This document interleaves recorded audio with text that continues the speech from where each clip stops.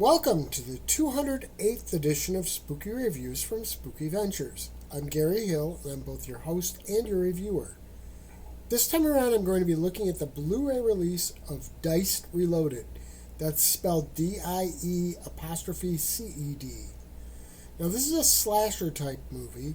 It's focused on a character called Benji, who we see as a creepy serial killer wearing a scarecrow costume.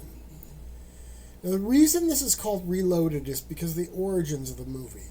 It was originally a short film just called Diced. After building up a fan base, the movie was expanded to feature length.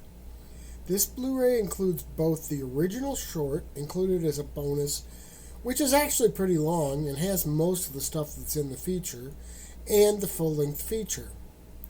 Now, the feature film starts with a scene showing Benny in a mental hospital interacting with his psychiatrist.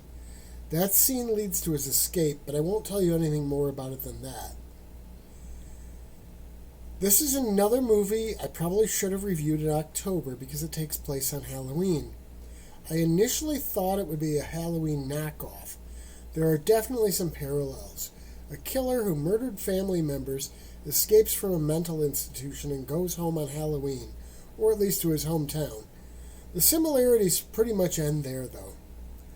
I have also read some comments online that say that this movie copies Terrifier. I hate to admit it, but I've yet to see a full Terrifier movie, only a few scenes here and there. So I really can't comment on that at all. I really need to get it caught up on that series, though, I'll tell you that. This movie has a lot of gore, and some of the violence is over the top in its brutality. The character of Benny has a twisted, childlike quality to it that works really well. There are some twists to the story, too. All in all, it's enjoyable in both formats. So how do they vary?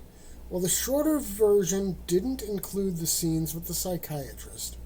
I also think, although I would have to go back and rewatch the feature to be sure, that a scene with a security guard was moved to earlier in the film, where it actually worked better. At least when I watched the shorter version after the feature, I thought that the scene came earlier in the feature, and it really should.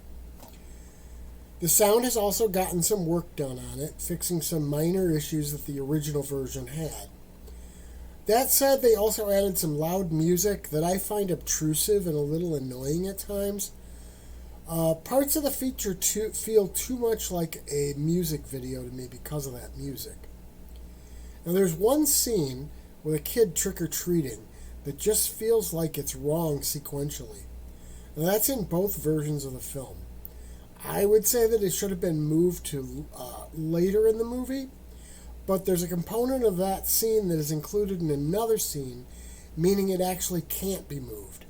It's unfortunate because it feels like we go from Halloween night to Halloween afternoon and then back to Halloween night again. All in all, I thought this was a very entertaining slasher film. Some parts were almost a little too brutal for me. Notice I said almost.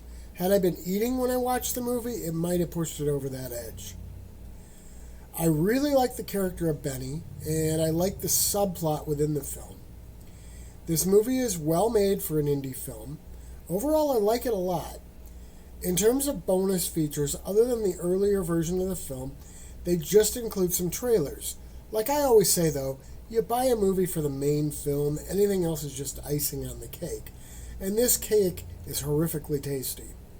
Before I sign off, I should wish everyone a Happy New Year, since this is the final Spooky Review for 2025, and tomorrow is 2026. Remember, though, no matter the year, spooky is a lifestyle, not a season, so we'll always keep it spooky. Spooky Ventures is the home for spooky content and spooky merchandise on the web.